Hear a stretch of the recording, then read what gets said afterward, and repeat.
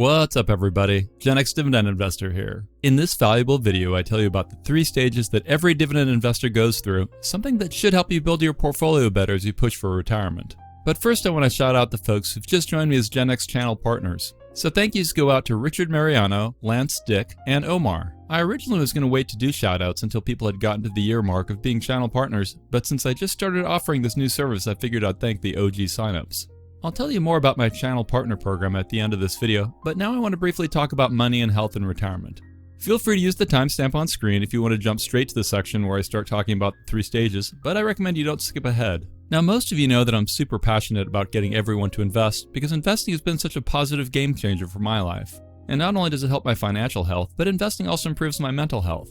I mean, we all know that money issues cause stress, and 90% of Americans say that money stress has had a range of negative effects on their physical health. And the worse your health gets, the more your healthcare costs tend to go up, which can then stress you out even more. Some people's financial stresses lead to loss of sleep, high blood pressure, issues with romantic relationships and with family life, etc. I saw this data that found that there's a correlation between higher income and higher levels of emotional and physical health. Like if your income is under $40K a year, then only about half the people consider themselves to be emotionally healthy or physically healthy. But once you make over $100K a year, then about 70% of people consider themselves to be emotionally healthy or physically healthy. Of course, everybody has struggles they deal with, even if they have a bit of wealth. Like I have a bunch of health issues due to some stuff I was born with. My friends were surprised to find out about my health stuff because they always saw me as the guy who always ate right and exercised a ton. But I guess sometimes you can't beat your genes. So while some of you might be envious of my portfolio, just realize that I'd gladly trade it to be a healthy 20-year-old again. Unfortunately, most of us don't realize that the most important things we have are our time and our health. But while my health issues suck, I also have some things I feel fortunate about, and one of the things I'm very grateful for is that I started investing. Now, money doesn't bring you permanent happiness, but it does bring you some short-term pleasure. Or a more complete answer is that obviously money is a big part of our lives, and up to a certain income level will indeed affect our satisfaction in terms of meeting basic needs and providing for our families. But true happiness comes from meaningful relationships and personal growth from challenging activities. It comes from setting and meeting goals and finding purpose broader than oneself. All that being said, I personally find that each dollar I invest brings me a greater sense of financial security, along with more joy knowing that my kids will have better financial futures than I ever had. Seeing that dividend cash automatically show up in my accounts is such a dopamine hit that it makes investing all the more motivating, and I think that aspect of dividends is woefully undervalued. My dividends flowing in also helps lower any stress I might be feeling, and lowering stress levels is key to long-term health. So try to manage your stress and try not to stress about things that happened in your past. Like lots of people worry that they didn't invest enough when they were younger. But what actual value do you get from worrying? The reality is that you gotta stop ruminating about past mistakes because there's literally nothing you can do about it. So sure, learn from your mistakes, but don't waste another second regretting what happened or what you did or didn't do. And beyond living in the past, you also don't want to worry needlessly about your future. This data from Pew Research of adults in the US found that 50% of lower income folks worry about being able to save enough for retirement versus 37% of the middle income folks versus 26% for upper income people. Thus, it's normal to be concerned, but work on living frugally and investing intelligently, and I'm confident you'll be able to make it without stressing. Just do your best, figure out what step to take next, and you'll somehow make it. Besides, you really don't know what your future is going to look like, so don't stress. That doesn't mean ignore it, I just mean plan and live intelligently. Psychologists have found that 85% of what people worry about never actually happens. So when you're stressing about something in the future, all you're really doing is losing happiness in the present, as well as wasting time worrying about something that probably won't happen. Instead of worrying, just take action. I mean, doing something is often the best way to create a better future. And I think you should be hopeful about your brighter tomorrow, because I bet your dividends are going to help you out more than you realize. Maybe your dividends will end up paying for your vacation at Glacier National Park in Montana with your family. Or just imagine how your retirement is going to happen as your dividends pay your bills, even though retirement is getting harder for so many people out there. In fact, in the last month, a close relative of mine and one of my best friends both told me that they didn't think they'd ever be able to retire and that they'd be working until they croaked. Not because they wanted to, but because they'd financially have to. These guys are both college-educated folks with good careers, and yet neither sees a realistic way they could ever retire, which really sucks. Now, part of the problem is that only some people recognize the importance of retirement preparation, and many aren't doing what it takes to actually retire. And now is really tough with lots of people struggling to make ends meet, so they're understandably focused on their immediate needs like food and shelter and childcare and such, thus investing for the future is taking a back seat. And some people haven't learned how to invest, and they get confused by all the financial terms and complexities and investment options. Combine that with the fact that they might not have someone they could turn to ask questions about financial things, and all of that can lead to a pretty rocky road to reach retirement. This data I found showing average expected retirement age from Zippy.com highlights how things have been trending worse. The orange line represents people who estimated they'd be over 65 before they could retire, and you can see that in 1995, only 15% of people thought they'd have to wait that long. And that as time progressed, the number of people who expected they'd have to retire over age 65 trended up. Like in 2018, it had risen up to 40% of workers. And conversely, the blue line represents people who expected to retire under age 59, and in 1995 that was around 27%, but then as time went on that kept decreasing, down to about 12% of people in 2018. So basically the expected age of retirement has kept increasing over the last 2 decades. And then this data corroborates that, showing how expected retirement age increases as people grow older. Like people in their 20s expect to retire when they're 55, but those in their 30s estimate retiring at 60. People in their 40s and 50s estimate retiring at 65, and people still working in their 60s expect to retire at about 68. And while those were all guesses as to when folks could retire, this data unfortunately confirms their guesses. So in 2002, the average retirement age was 59, and then over the next 20 years it raised to 64. That's a big delta, increasing 5 years over 2 decades. But I have confidence that you guys will all do better than the averages, and if you keep investing intelligently, then I'm confident you'll retire sooner and better than those around you. Investing is the best way I know of to make early retirement, or really retirement at all, a possibility. And the first stage that dividend investors, and in fact pretty much all investors, go through is the accumulation stage. This is when you've learned the basics on how to invest and you start driving money into the market, hopefully early in life. And the younger you start, the riskier you can be because you have more time to recover if things go wrong. I personally prefer investing in blue chip dividend stocks from large US companies because they're usually proven their ability to make it through bad times. Plus some awesome growth companies do pay dividends, including Microsoft and Apple, both of which I'm long in. Their dividend yields are low because their stock appreciation has been so great, so my point is that you don't need overly risky things to still get good appreciation.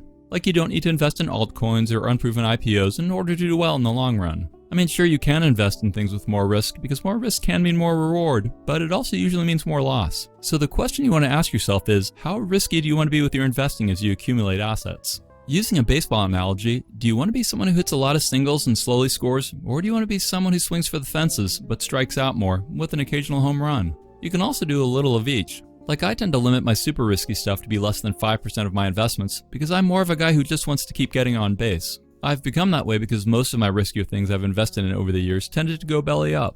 Not always, mind you, just frequently enough that it shaped me into slow and steady investing. And besides, I've gotten great returns from blue chip stocks, whether we're talking about Home Depot or Caterpillar or Apple or whatever. And like I always say, the best bet for most people is just to invest in an inexpensive broad market ETF like VTI or VU. And hey, they pay a small dividend as well. You also want to ask yourself how much you want to invest and how frequently, whether you're going more into ETFs or single stocks, what sort of account types you want to use, and basic stuff like that. One of the wonderful things about investing is that you can do what makes sense to you based on your risk tolerances and needs and timelines, not what makes sense to anyone else. In my experience, many conservative stocks may not have huge wins, but they also tend not to have huge losses, or at least if they do lose, they tend to come back. And Captain Obvious says that the way to win with dividend stocks is to invest in great companies. The higher the quality of the company, the higher the likelihood that you'll do better as you accumulate more and more. Sometimes you might purposefully invest in companies that you don't think are incredible, but you do so because they align to your needs. Like I'm in retirement and living on dividends, and so I hold some stocks with some higher yields that I don't anticipate will grow as much as some of my lower yield stocks. You also might sometimes invest in something you feel is overpriced, but you decide to do so because you plan to hold forever and because you feel it will still grow faster than other things. Bottom line, invest in good stuff and you'll probably win. In the accumulation stage, I'd probably focus on lower yield, higher dividend CAGR stocks, and I'd sprinkle in some good non-dividend stocks as well.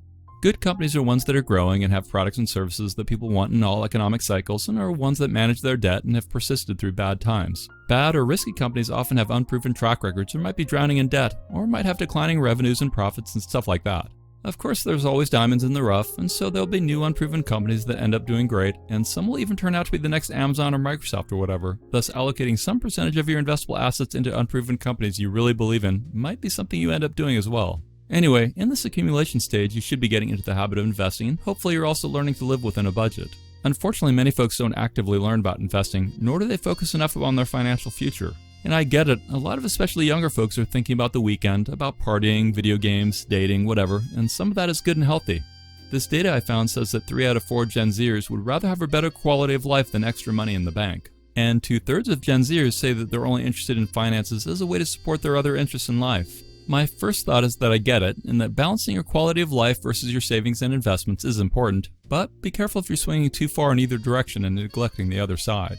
Like, I have a relative who has almost zero net worth now in their 70s, who for years has said, "What's the point of money unless you spend it?" Basically, they put their head in the sand whenever it came to planning for the future. That kind of drove me crazy because I saw how fast they were moving towards the edge of a financial cliff, but they simply weren't open to changing at all. Anyway, one thing I don't like about that Gen Z article was that it talked about quality of life versus money in the bank, and I wish it had been quality of life versus savings and investments. I think society puts too much focus on cash in the bank when they talk about what's smart to do financially, rather than talk about investing in good assets. Obviously, some cash in the bank is prudent, but investing in decent assets is arguably a more important aspect to talk about. And whatever you do, make sure you're aware of what assets you own and how much you own. That might seem like Captain Obvious talking again, but I just saw this article that said that 1 in 4 Americans don't know how much they've saved for retirement. That doesn't mean you need to obsess over your retirement portfolio every day or every month, but I do think that you should be aware of where your money is and what your assets are and how much fees you may be paying and stuff like that. If you don't know the basics about your finances, then it's probably going to be harder for you to retire on a timeline you want. The accumulation stage is also when you're starting to pay off student debt if you have any, and it's when you're hopefully building up some sort of emergency cash account, and it's around when many folks start saving up to buy their first house. And it's often when people get married. In the accumulation stage, you really aren't focused too much on retirement and are instead just trying to build your asset base. The next stage you transition to is when you've been investing for a while and you more seriously start planning for retirement. Most people are in their 40s to 60s at this point. This is also when people tend to be pulling in the most money from their career, though they also probably have the highest expenses from mortgages, student debt, kids, cars, vacations, rising standards of living, etc. At this stage, I'll definitely be focused on blue chip dividend stocks over anything else, though paying away your debt is also important. If you decide that you want to own some higher yield dividend tickers to enable passive income, then you might consider sin stocks and energy stocks at this stage, and you might also look at income ETFs. Of course, if you optimize for income, your total returns may suffer, but at this point you should be more aware of trade-offs your investing decisions are having. As you get closer to your 60s, you may start caring more about wealth preservation over anything else, which is another reason why classic blue chip dividend stocks can be nice equities to own. Utilities are also a common equity to own when you're in this stage, as they tend to be conservative income plays with low volatility. In my opinion, in the first stage, you want to be 100% in equities and not in bonds, as long as you understand the risks and trade-offs of doing so, but as you get into your second stage, you might more seriously consider bonds. This data looking at US stocks and bonds from 1926 until 2019 shows why I personally prefer to stay in stocks, though many financial advisors would say that's too risky. So the first row in this graph is for how portfolios that were 0% stocks, 100% bonds would have done over history, and you'll see that the best year would have increased your portfolio by 32.6%, and your worst year would have caused you to go down only 8.1%, and the annualized return of an all-bond portfolio would have been a low of 5.3% per year. A 50-50 stock bond portfolio would have had 8.3% annualized returns over the very long run, and a 100% stock, 0% bond portfolio would have performed the best at a 10.3% average annualized return. You'll notice as you go down these rows and hold more stocks as a percentage of your portfolio that you'll have bigger up years but also bigger down years, which means if you can stomach big swings, then you'll probably do better staying in stocks, assuming the future is somewhat like the past. Now, there are good reasons to go with bonds, even though they've historically underperformed. I mean, some people invest in bonds because they hope for smaller swings in their portfolio, and bonds can sometimes preserve your capital better than stocks, and bonds can be more predictable in their returns, along with they can provide steady streams of income from interest payments. All that being said, I still prefer 100% stocks. In this pre-retirement stage, you may come across statistics like this one, which shows the percentage of folks in the US who have retirement savings broken down by race. So like 85% of Asians have some savings and investments versus 80% of whites versus only 63% of blacks and 58% of Hispanics. Part of what that tells me is that Americans of all backgrounds need some financial help, especially among black and Hispanic communities. Those demographics are less likely to be prepared for retirement, and those that have some assets set aside still probably don't feel too confident in their financial futures. And this data shows the percentage of Americans who perceive their retirement savings and investments as being on track. Asians are the highest at about 47% of them, followed by whites at 42%, blacks at 23%, and Hispanics at 22%. It's statistics like those that help explain why I preach not only investing, but also to live more frugally. I'm not saying live like a homeless person, but I am saying cut out your waste and invest intelligently so you can buck the trends and averages, which you're already doing by watching this video. And because you're working at improving your financial literacy and are working on investing, I'm confident you'll get to the third stage in a better spot than most people, and that's the retirement stage of being a dividend investor. If you've been investing for a good amount of time and you've been living within a budget, then I'd bet you'll be able to retire in your 40s or 50s, but even in your 60s would still be good. This is the stage where dividend stocks really shine, as they provide you with income to supplement your Social Security or pensions or whatever other forms of money you have flowing in. Some folks are still working at this stage, and hopefully you're not one who's doing that unless you want to. The retirement stage is when many dividend investors sell out of their non-dividend yielding stocks and move 100% into dividend stocks if they're not already there. They may also sell some low-yielding stocks in favor of higher-yielding ones, at least until they meet their passive income needs. Often in your retirement years is when your mortgage gets paid off, but you also take on more expenses due to health issues. Some dividend investors adopt a hybrid strategy at this point, where their dividends pay some of their bills, but they're also required to sell some shares, assuming their dividend income and other source of income don't end up covering their expenses. This is the stage where people need to make sure that they have a will or a trust or an estate plan so they can hopefully leave their assets to their kids or to charity, amongst other things. I personally want to help my kids financially when they're young adults, not just wait until I'm 6 feet under, because I'd rather they start becoming more financially secure sooner rather than later, though I'm also cognizant of doing that carefully so they still strive for their own success. Anyway, trusts provide for the management and distribution of your assets during lifetime and after death. A will, on the other hand, allows you to do things like name guardians for your children, appoint an executive for your estate, and declare your final wishes. Wills take effect after your death, so they don't protect your assets if you become incapacitated. Trusts bypass probate and are less likely to be successfully challenged, which gives your finances and beneficiaries privacy. Probate is just the process of proving in court that a deceased person's will is valid. It identifies and inventories the deceased person's property and has that property appraised, which includes taxes and all debt. It also includes distributing the remaining property as the will dictates. One of my relatives is an estate lawyer, so my wife and I have worked with them on setting things up. I'd actually set up your wills and estate plans and such around when you're getting married and then if you have kids and any other big changes. Okay, and another common activity in this last stage is that some people downsize, selling their house in favor of getting a smaller, more manageable place with less costs. Some people also choose to move overseas to a less expensive place, either to retire sooner and or perhaps so their money goes further, or just because they want to live somewhere exciting. We'd like to move to Europe or South America or Asia or somewhere, and my family might move once the kids are further along in their education. Now, even in this stage, it's probably prudent to continue to invest, albeit at a slowed down pace. Like take 5 to 10% of your dividend income and reinvest it back into your portfolio to keep pushing it along. Hopefully, between doing that as well as your dividend hikes, then your spending power will keep growing faster than inflation.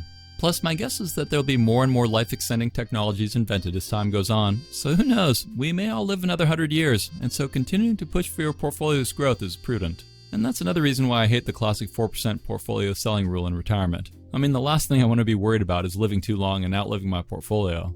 This final stage is when you're doing your withdrawals from your retirement accounts, either Roths or traditional IRAs or whatever, so you're finally benefiting from all the years that you've been investing. Now, I take early distributions of my dividends out of my retirement accounts, and since I'm under the age that you normally do it, I have to pay a penalty tax. But I gotta admit that I love being able to finally get something productive out of my retirement accounts that I've been investing into for 3 decades. The retirement stage is awesome because it represents the culmination of potentially decades of investing in your hard work, and anything you work hard for you'll enjoy all the more. Being retired is honestly even better than I imagined it would be, and maybe that's just because I had some really toxic jobs or I don't know why. Anyway, I'm confident that you'll make it there as well, if you're not already there. And with that, I'd like to end this and briefly talk about my new channel partner memberships, which are a way for anyone to be able to get some of my upper tier Patreon perks that have been sold out for months. What you do is click on the join button on my channel or on any of my videos, and then you can sign up for about $5 a month. And then when you do that and go to my channel, you'll not just see the normal tabs of home, videos, playlists, community, and store, but you'll also see a new tab called membership. In there, you'll be able to vote on which thumbnail I use for my next video, and you'll get to watch my videos the day before I release them to everyone on YouTube. I'll also post some original content in the membership tab that you won't find anywhere else, and one of the really cool things is that when channel partners leave a comment on any video of mine, then they'll have a special badge by their name which shows how long they've been a partner for. So like new channel partners start with a red star icon, and then at 6 months they change to a silver star, and then at a year they have a gold star icon on their comments. For example, before Zark Koma joined as channel partner, he left a comment on my Meta Dividend video asking what happens to Meta if Zuck becomes incapacitated, since Zuck has most of Meta's voting control. I answered him, and then he joined as a GenEx channel partner, and he wrote back to my response, and his latest comment had his shiny new red star badge. Beyond that, channel partners will also get to use special emojis in my comment section that no one else will have access to, and I'll work with my partners on changing things based on what the majority of them want and that I agree to, whether that's having different badges or adding in specific emojis or whatever. The TLDR is that my new channel partners offering is a fun way that fans can get some cool perks and have more influence over my YouTube channel. And now I'd like to pitch my Seeking Alpha affiliate link in the description of this video, as using it often comes with benefits for new member signups. I paid for Alpha's premium membership for years because I value their articles and associated comments so much, and these days I'd literally never buy or sell a stock without first reviewing what Seeking Alpha had on it. Regardless of what you do, please hit that thumbs up button, subscribe if you haven't yet, and click that bell notification. Also, don't forget to join my free Dividend Discord chat server, which has over 11,000 dividend investors on it from 80 countries around the world. Thanks for watching, stay positive, and I'll talk to you again real soon.